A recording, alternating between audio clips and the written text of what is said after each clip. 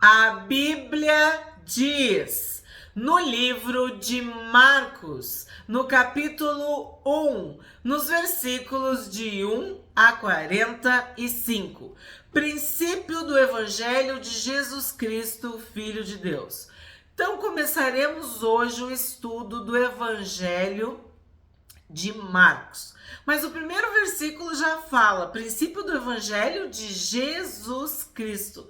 A boa nova, a boa notícia, a mensagem transformadora é que Jesus Cristo é Filho de Deus. Então, o Evangelho de Marcos começa com uma verdade eterna, sobrenatural, espiritual, que é fruto da fé. Jesus Cristo é o Filho de Deus. 2. Como está escrito na profecia de Isaías: eis que envio o meu mensageiro adiante de você, o qual preparará o seu caminho. Voz do que clama no deserto: preparem o caminho do Senhor, endireitem as suas veredas. Esta passagem se refere a João Batista. É uma profecia de Malaquias, uma citação de Malaquias e de Isaías. 4. E foi assim que João Batista apareceu no deserto, pregando o batismo de arrependimento para remissão de pecados. João Batista pregou o arrependimento. Ele preparou o caminho para o Senhor Jesus. Ele despertou as pessoas para a necessidade de se arrepender, de confessar, de mudar de vida. E toda a região da Judéia e todos os moradores de Jerusalém iam até ele e, confessando os seus pecados, eram batizados por ele no Rio Jordão. A roupa de João era feita de pelos de camelo. Ele usava um cinto de couro e se alimentava de gafanhotos e mel silvestre. Nós sabemos que João Batista é um tipo de Elias. E esta referência tu encontra em 2 Reis 1:8, que Elias, assim como João Batista, se vestia de roupas de pelos de camelo e vivia no deserto. E vamos dizer assim, era um profeta que enfrentava e denunciava as autoridades. Porque Elias foi levantado também num tempo em que a nação estava corrompida, inclusive, principalmente, seus reis, seus líderes, né? E Elias pregava o arrependimento para Acabe, que era o rei de Israel, assim como João Batista, que pregava o arrependimento e denunciava os pecados de Herodes. Também sabemos que João Batista era nazireu, ele foi separado no ventre e ele vivia uma vida consagrada a Deus, inteiramente voltada para o seu chamado. Essa voz profética, essa voz que clama no deserto,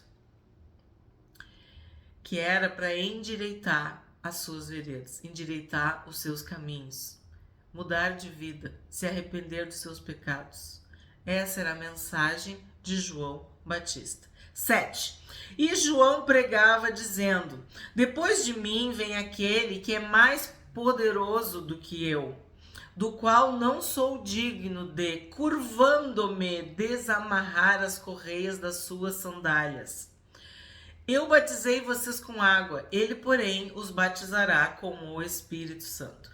Quando ele fala de desamarrar as correias das suas sandálias, ele está mencionando um serviço que o escravo mais humilde fazia, que era desamarrar as correias das suas sandálias. Então, João se coloca numa posição de humildade extrema diante do Senhor Jesus. Porque sim, João sabia que Jesus era Deus, era o Filho de Deus, era o Messias prometido. Então ele está falando que Jesus é mais poderoso do que eu. Ele sabia, por mais que o povo temesse João, e sim, temiam João, João deixou bem claro que quem estava vindo depois dele era mais poderoso do que ele. 9. Naqueles dias, Jesus veio de Nazaré da Galileia e foi batizado por João no Rio Jordão. Logo ao sair da água, Jesus viu o céu se abrindo e o Espírito descendo como pomba sobre ele. Então veio uma voz dos céus que dizia: Você é o meu filho amado, em você me agrado. Nós vimos esse relato em Mateus, mais detalhado. E agora o que a gente pode destacar? Que Jesus, em Marcos, até agora, já é identificado como Filho de Deus. Agora, Filho amado.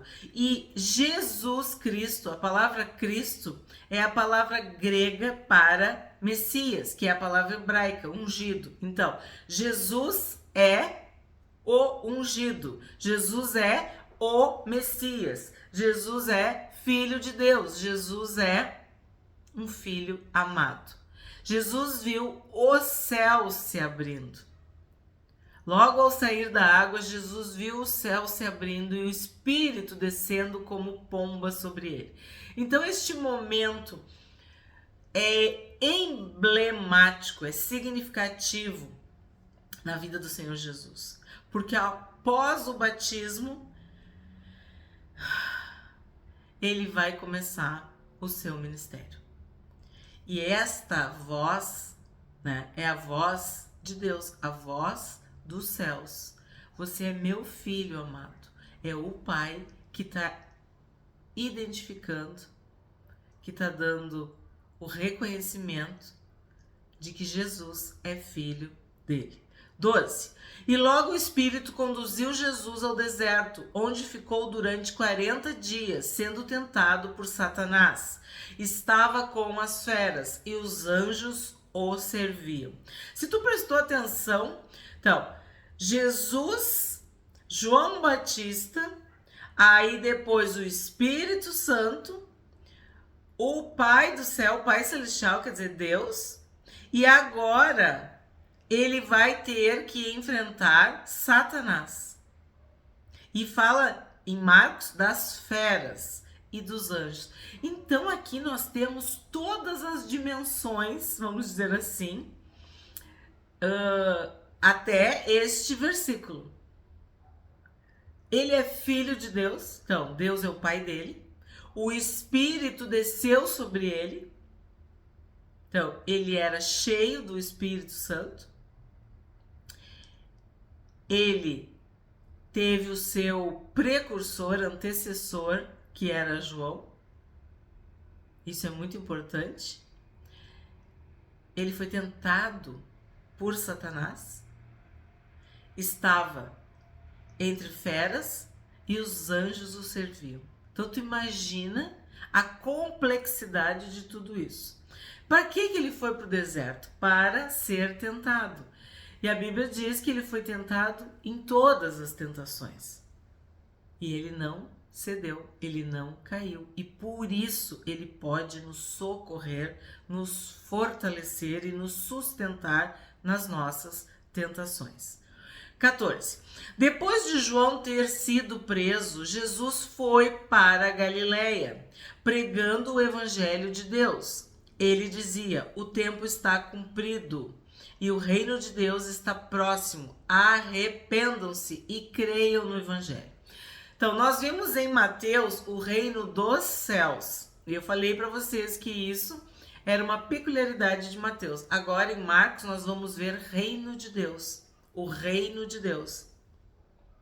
O tempo está cumprido e o reino de Deus está próximo. Arrependam-se e creiam no evangelho. Então, a mensagem de João Batista e a mensagem de Jesus e a mensagem do verdadeiro evangelho é: arrependam-se. arrependam-se e creiam. Então, tu tem que te arrepender, tu tem que confessar os teus pecados, tu tem que te reconhecer como pecador, de que tu não consegue te salvar sozinho.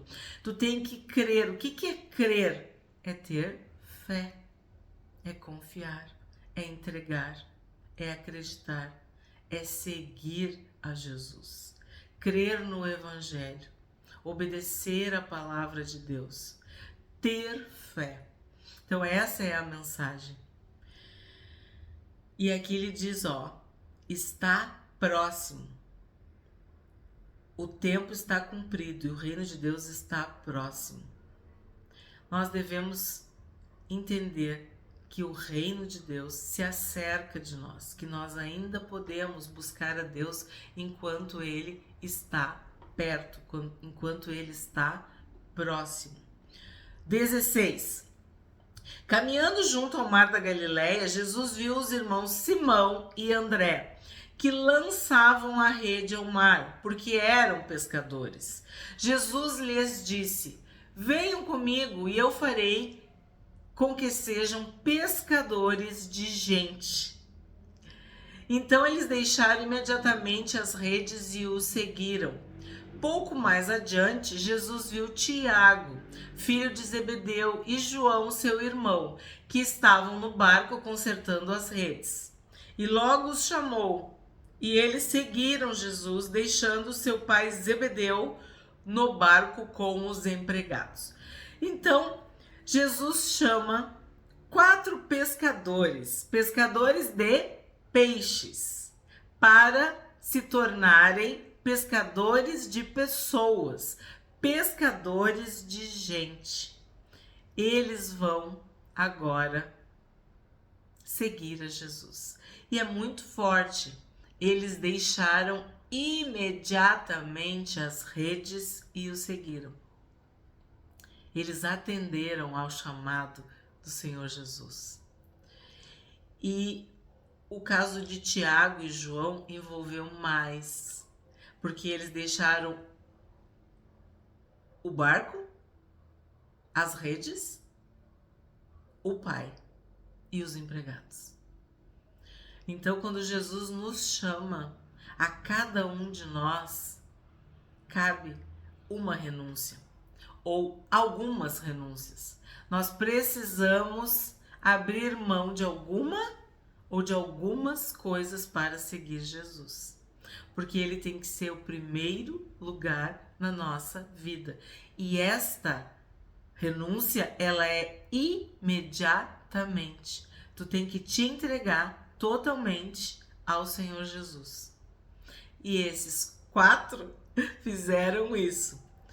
Simão, André, Tiago e João. 21. Depois entraram em Cafarnaum e logo no sábado Jesus foi ensinar na sinagoga. E maravilhavam-se com a sua doutrina, porque os ensinava como alguém que tem autoridade e não como os escribas. Então, Jesus ensinava na sinagoga, como um mestre, como um rabi, como alguém que tinha autoridade. Mas o que está sendo dito aqui? Que esta autoridade dele não era como a autoridade dos escribas. Ele ensinava com uma verdadeira autoridade.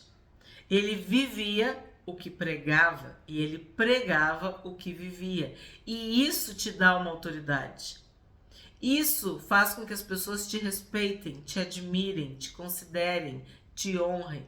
Quer dizer, o teu discurso e as tuas ações andam junto, caminham junto. Então Jesus não ensinava como os escribas, não era hipócrita, ele não falava uma coisa e fazia outra, não. Jesus tinha autoridade. 23.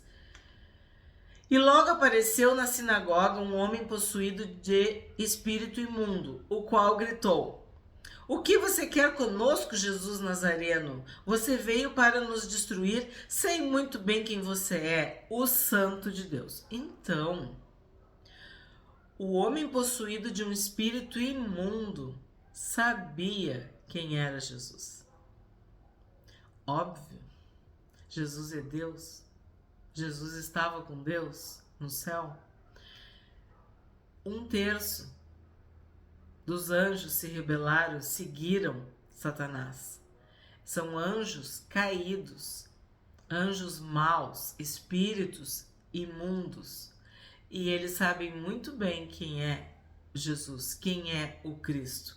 Então eles dizem, Santo de Deus. Então neste capítulo, sobre o Evangelho de Jesus Cristo, nós encontramos agora outro título, Santo de Deus. Então, os demônios,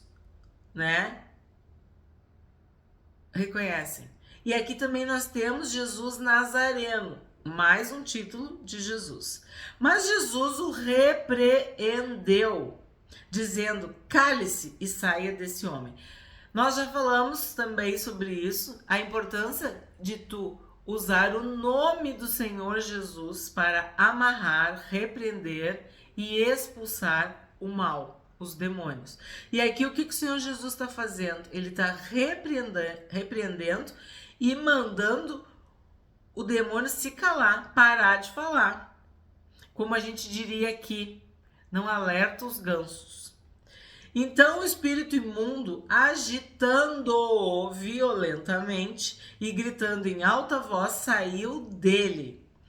Todos se admiraram a ponto de perguntarem entre si, que é isso? Uma nova doutrina. Com autoridade ele ordena aos espíritos imundos e eles lhe obedecem? Então, tu fala, tu manda embora, tu repreende e ele obedece? Então, cale-se e saia. Ele ainda se agitou, Gritou, mas teve que sair, teve que obedecer. 28. E a fama de Jesus se espalhou depressa em todas as direções por toda a região da Galileia. 29. E saindo da sinagoga, foram com Tiago e João para a casa de Simão e André. A sogra de Simão estava de cama, com febre, e logo deram essa notícia a Jesus. Então, aproximando-se, Jesus pegou na mão dela e fez com que ela se levantasse. A febre a deixou e ela passou a servi-los. Então, aqui eu quero fazer com vocês uma reflexão, uma distinção entre esta febre, como uma doença, e o que nós acabamos de ler, o espírito imundo. Como Jesus agiu com o espírito imundo, com as trevas, com o mal. O que ele faz? Ele repreende, ele manda calar e expulsa. A sogra de Pedro, a sogra de Simão, estava com febre e estava de cama. Jesus se aproxima dela, pega na mão dela e faz com que ela se levante. A febre deixa e ela passa a servi-los. Então, aqui a gente está vendo que era uma doença. Jesus curou. E ela precisou da proximidade com Jesus, do toque de Jesus, da força de Jesus para que ela se levantasse. Vocês percebem? Jesus próximo de nós, nós próximos do Senhor Jesus. Jesus nos pega pela mão e Jesus nos ergue, nos põe de pé, nos levanta. Olha que forte isso. Jesus se aproximou, Jesus pegou na mão e a levantou. 32. À tarde, depois do pôr do sol, trouxeram a Jesus todos os enfermos e endemoniados. Toda a cidade estava reunida à porta da casa, e ele curou muitos que se achavam doentes de todo tipo de enfermidades. Também expulsou muitos demônios, não lhes permitindo que falassem, porque sabiam quem ele era. Então aqui de novo há uma diferença clara entre enfermos e endemoniados. Existem doenças do corpo e da alma. E existe possessões, espíritos malignos, questões espirituais, brechas que as pessoas abrem, portas que as pessoas abrem para o mundo espiritual, para o mal, para o maligno, para as trevas. E nós sabemos que os demônios, os anjos maus, os espíritos imundos, eles querem fazer mal para as pessoas. Então, aqui está bem claro que ele curou os que estavam doentes. Ele curou as enfermidades. E também, então quer dizer, é outra coisa, expulsou muitos demônios. E isso tem que ser muito, muito explicado e esclarecido. Nós somos corpo, alma e espírito. Nós somos espírito, alma e corpo. Então, existem coisas que são físicas, existem coisas que são emocionais, psíquicas, mentais, e existem coisas que são espirituais. Mas uma notícia eu tenho para te dar. Para todas elas, o Senhor Jesus é poderoso, é todo poderoso. O nome de Jesus, o sangue de Jesus. Nós temos autoridade. Nós podemos ser curados, sermos libertos no nome do Senhor Jesus. E aqui de novo é falado, que ele não queria que eles falassem. Ficou falado que ele falasse, né? Ele mandava os demônios se calar. Então, não permitia que os demônios falassem. Porque eles sabiam que Jesus era Deus, era Filho de Deus. 35. Tendo se levantado de madrugada, quando ainda estava escuro, Jesus saiu e foi para um lugar deserto e ali orava. Então, Jesus se acordava cedo para orar sozinho, em secreto, né, com seu pai. Simão e os que estavam com ele procuraram Jesus por toda parte. Quando o encontraram, lhe disseram: todos estão à sua procura. Jesus, porém, lhes disse: vamos a outros lugares, aos povoados vizinhos, a fim de que eu pregue também ali, pois foi para isso que eu vim. Então Jesus deixa bem claro: eu acordei cedo para orar e quero pregar. Foi para isso que eu vim. Pregar, curar, libertar, santificar, evangelizar, fazer o bem. Foi para isso que eu vim. Jesus veio para nos salvar, para nos ensinar, para nos mostrar o caminho certo, o caminho a seguir. 39. Então ele foi por toda a Galileia pregando nas sinagogas deles e expulsando os demônios. Então tu tá vendo quantas vezes já foi mencionado o ministério de libertação, de expulsão dos demônios? 40. Um leproso se aproximou de Jesus e lhe pediu de joelhos: se o Senhor quiser, pode me purificar. E Jesus, profundamente compadecido, estendeu a mão, tocou nele e disse: quero sim, fique limpo. No mesmo instante, a lepra desapareceu dele e ele ficou limpo.